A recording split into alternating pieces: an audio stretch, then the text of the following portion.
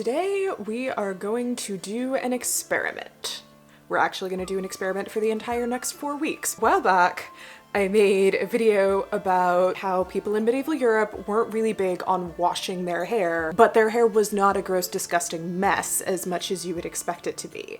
And you all loved it, and it got 1 million views somehow. I figured, okay, let me put my money where my mouth is, and for the next 4 weeks, I am going to follow a medieval hair care routine. I used to work as a hairstylist. I trained specifically to work with curly hair because that's what I have.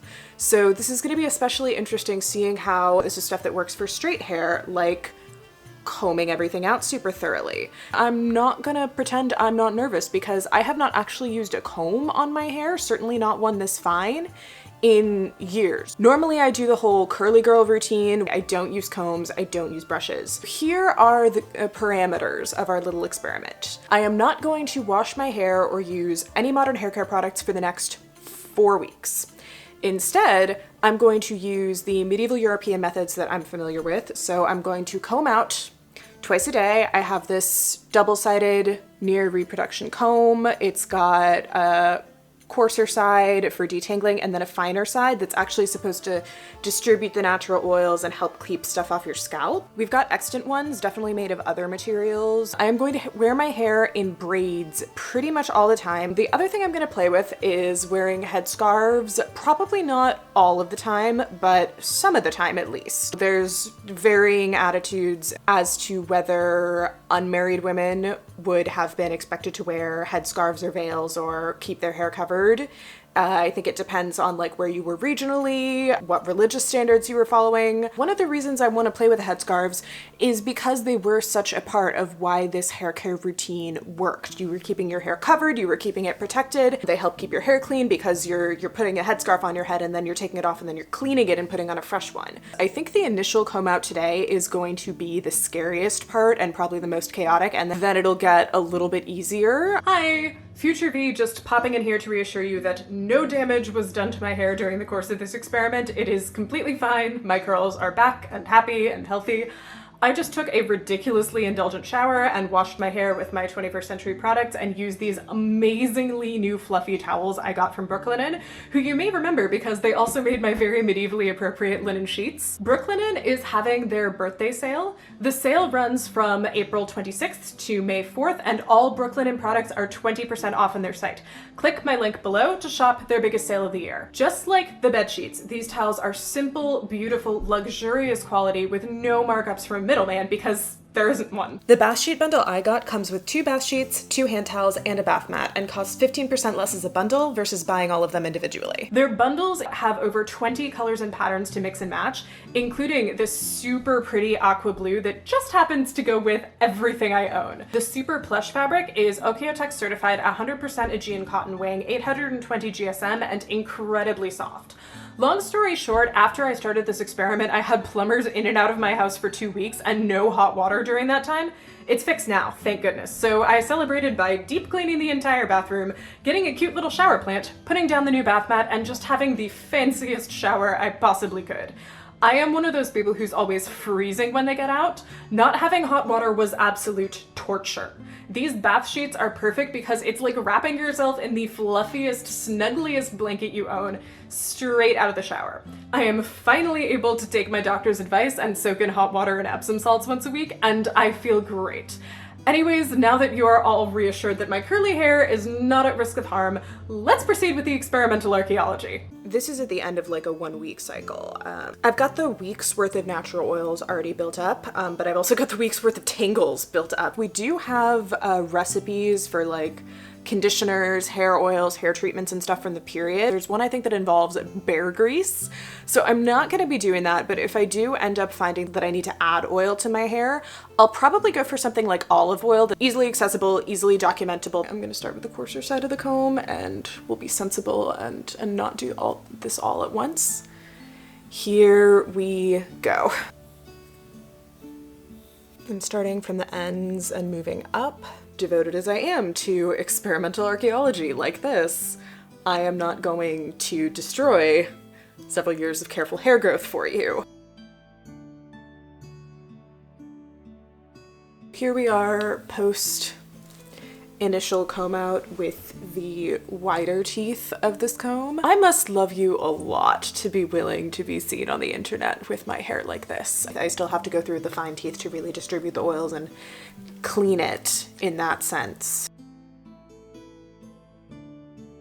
All combed out with the fine teeth now. What I wasn't expecting is, look how much schmutz is on this comb. And it's even like coming off on my finger a little bit. So I think all of that is probably like some hair product residue, but also like built up just schmutz, bits of lint. It's so interesting to see that the comb has actually cleaned all of that out. So +1 for the cleaning power of this comb. So I'm gonna get this braided. I don't think I'm gonna do anything too exciting or complicated today, just probably throw it in 2 French braids or something, and we'll call it good. And I'll comb it out again this evening. Is the next morning. Combing everything out last night went pretty smoothly, and I just threw it in 2 braids. The little bits of wool yarn slipped off really easily the moment anything pulled on them, so I'm gonna try to figure out another more historical solution, but for now, modern hair ties. Anyways, let's take these out and see what we've got.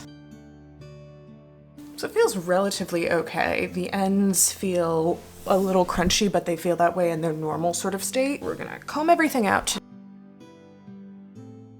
So I'm trying to get in at my scalp when I comb, and this is one of the ways that it actually helps keep your hair clean, because you're exfoliating your scalp a little bit with the comb teeth. So that's gonna help keep any gunk from building up there. All right, hair's done. We've got 2 French braids that end around here, and then I just coiled them into a bun and shoved some hairpins in them. Let's have a go with this whole headscarf thing. I think maybe in the future I'll try for more like historically accurate linen ones, but today I'm gonna go easy on myself and just use a normal scarf. Spoiler alert. No, using a too small silk habitat scarf is not easier than using a more historical linen one. It's enough for a start. We'll see how well this holds up during the day. It did not hold up at all during the day. It barely held up for 2 hours. Yeah, 6 days into this little experiment, and it's going interestingly. Headscarves are incredibly comfortable, although there's definitely the same sort of learning curve, like learning how to like style your own hair and how to do updos for your own face shape with them. I've sort of started to figure it out, but it probably doesn't help that I've literally never done this before. My hair's not touching me, it's not itching, it's not moving, it's not brushing me, it's not occasionally startling me. I do definitely kind of feel like a potato unless I put on like earrings and lipstick and something to make my face a little bit more interesting looking. I don't know if it's because I'm using like a white linen headscarf and white is not my color, or if it's that I'm not used to draping them yet. Something else I've noticed that I wasn't expecting is the lint on the comb. I've just done my morning comb out, this is day 6, and it's still there, and I'm still getting similar amounts of it. We think of like washing our hair to clean out like body oils or whatever, but there's a surprising amount of just dust that this comb is cleaning out of my hair. And I think it is good evidence that the comb is at least effectively doing its job. The comb outs have gotten a lot easier because now my hair's not tangling at all. It can't, it's braided. It doesn't feel gross. I mean, it feels like it's got product in it. The only difference is this is product that's being produced by my scalp. It hasn't actually gotten quite all the way to the ends. Maybe at the 1 week mark, I'll put a little bit of oil in them and see how they do. We are about a week and a half into this experiment. It's honestly going so far so good. My hair has not lost any of its volume. I figured it would sort of like compact and take up less space and be less fluffy the way straight hair is.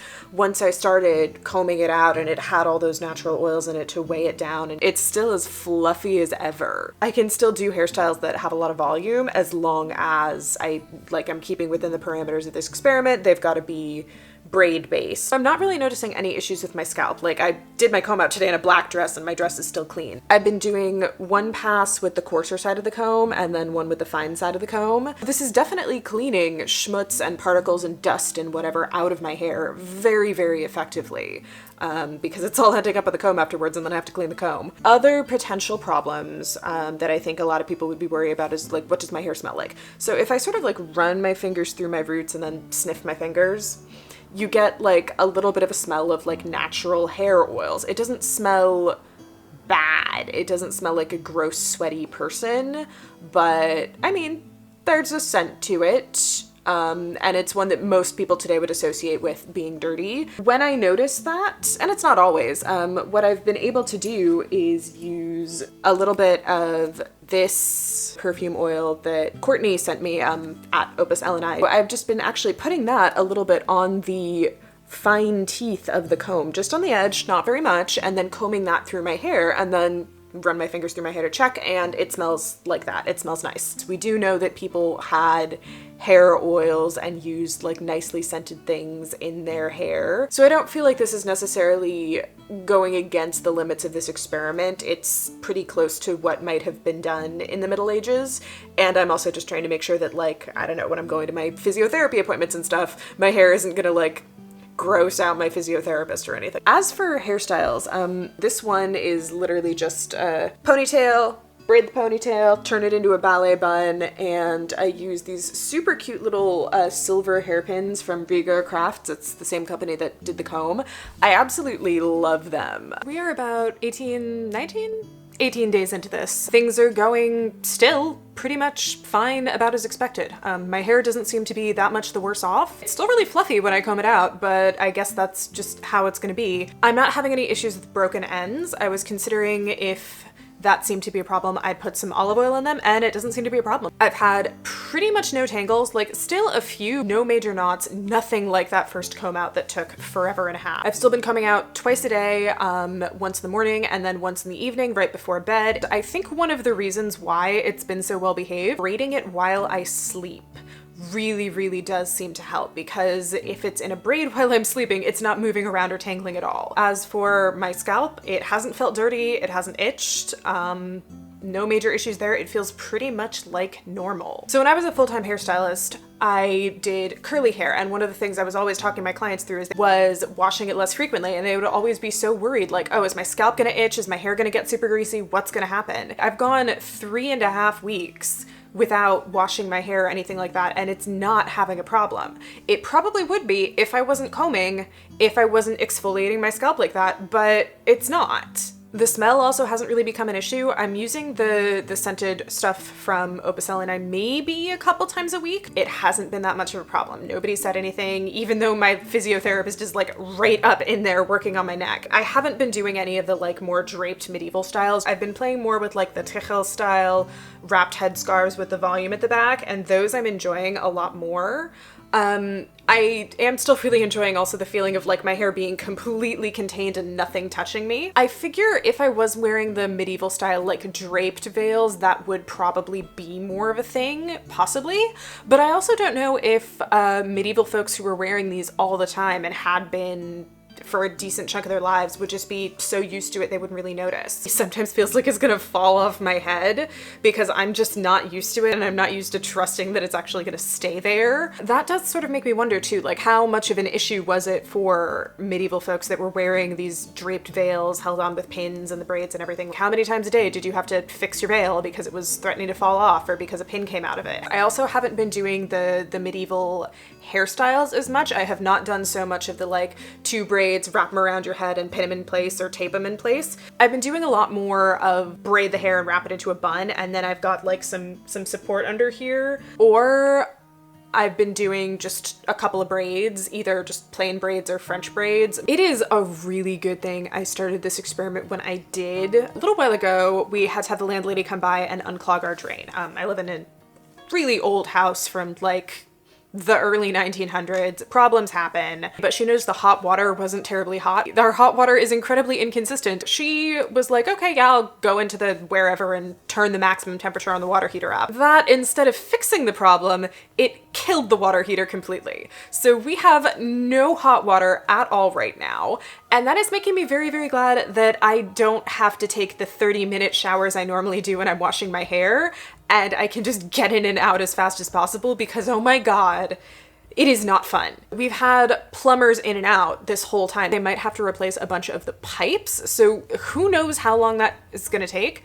And it's just making me really grateful that I'm doing this experiment right now, because I don't really seem to have 21st century technology right now. We are 3 weeks into the experiment now, and it's been going pretty much fine so far. I had to go buy new face powder, And so I decided, you know what, let me wear a headscarf out in public and see what happens. And like, I should not be having to tell anyone this. We should just be believing women of color when they talk about having to deal with racist crap about their headscarves. Just in case anybody wanted an example of what happens when you're this white and you go out in a headscarf, nothing. You get compliments, if anything.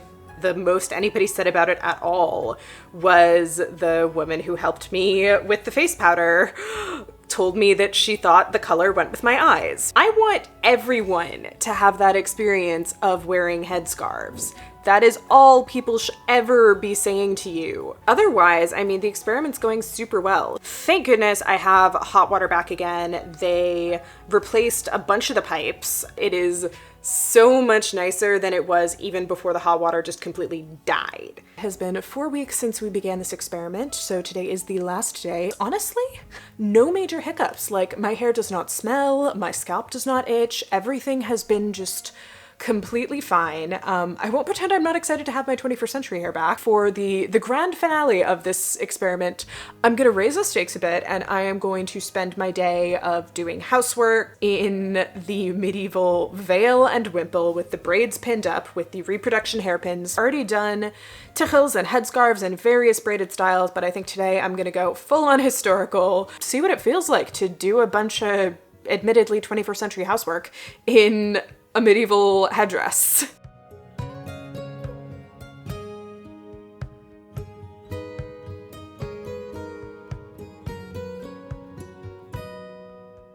Thoroughly medieval, probably more 14th century than anything else. We are gonna do some housework in this and we'll see how it goes. I have spent pretty much the whole day in this. I cut a friend's hair, I did laundry, I did a bunch of dishes, and honestly, it hasn't been that much of a problem. It's a lot warmer than I'm used to be. You would not expect this much like light, airy linen to be warm, but there's a lot of trapped air in here and that's insulation. It was really, really hot and sunny today. It was nice that it kept the sun off. This thing is still completely secure. I would actually be more worried about my braid slipping under it because I do still think I would need a little bit more practice of pinning them in place with these specific pins in this specific arrangement. It would probably be easier if I'd taped them instead of just tied them off. I guess kind of a moot point for anybody who's ever worn a medieval headdress for an entire day at an SCA thing or whatever, but since I haven't done that, just a fun way to round out the experiment. And now I'm gonna go fix my roots and then actually wash my hair for the first time in 5 weeks. And I will check back in tomorrow to let y'all know, like, if I notice anything different afterward. The biggest question folks tend to have when talking about medieval hygiene practices, medieval health practices is like, oh, but wasn't that horrible for you? And I'm really curious to see how my hair makes the transition from medieval hair care to 21st century hair care. My hair is back to normal. I did my normal 21st century wash situation. It feels completely normal. Looking at my ends, I don't see splits, I don't see breakage, even in the areas of my hair that have been bleached to their absolute limits. I was worried that I would run into a lot of breakage from the combing and that I wouldn't notice it while it was in braids, but it would be a major problem once I was back to 21st century hair. But it's gone back to normal just fine. As far as growth, since I know that can be a major motivation for people to wear their hair in protective styles or braided styles or head wraps, so I've noticed really like high side of the amount of growth I would expect. Like my hair was just barely above my waist when I started this, and now it's just barely below my waist. Glad it hasn't broken a ton or gotten shorter. I didn't even have to shampoo a whole lot extra when I was washing my dye out. Wearing headscarves was really interesting. I think they felt a lot differently on my head than I expected them to. They were a lot more comfortable. I'm definitely gonna keep those in my style repertoire for just like days when I want my hair completely out of the way, days when it's just misbehaving. Throw on a headscarf. Which honestly, I think probably saved medieval people a little bit of time because like, oh, who cares if you're having a bad hair day? What is a bad hair day? No one's seeing your hair. It's just under a bit of linen and you can fold or drape that bit of linen to do whatever you want. You're judging your own body less for how it affects your appearance. And that part, I think I like a lot. While the medieval hair care routine may produce a totally different set of results and have a totally different set of goals than a 21st century one, it's not dirty. It's not gonna damage your hair. It's not automatically going to make your hair disgusting, because I did it for a month and my hair was and is pretty much fine. I guess the biggest takeaway from this is a viable method of taking care of one's hair in the 21st century if you're in a situation where you can't wash your hair with shampoo and water the way we normally would. If you have plumbers in your house and you don't have hot water and you don't want to be in the shower for more than 2 minutes at a time. If you are hiking or backpacking or doing something else where you're not going to have regular access to shower facilities. I think we can consider this myth about medieval people having dirty, disgusting hair at all times and being smelly and gross and terrible tested and busted. Thank you very much for coming along on this journey with me, and thank you to Brooklinen for sending me the absolute most fluffy towels I can imagine. Don't forget that their birthday sale is running from April 26th to May 4th, and you can check it out at the link in the description. All Brooklinen products on their site are on sale, so if you've been eyeing the fancy linen bed sheets, you can get those too. Pop down in the comments and tell me about an experiment you've done on your hair, be it historical or modern. Don't forget to leave a like while you're there, and subscribe for more fashion history myth busting, this time with 100% more practical testing. I'll see you next time. Bye!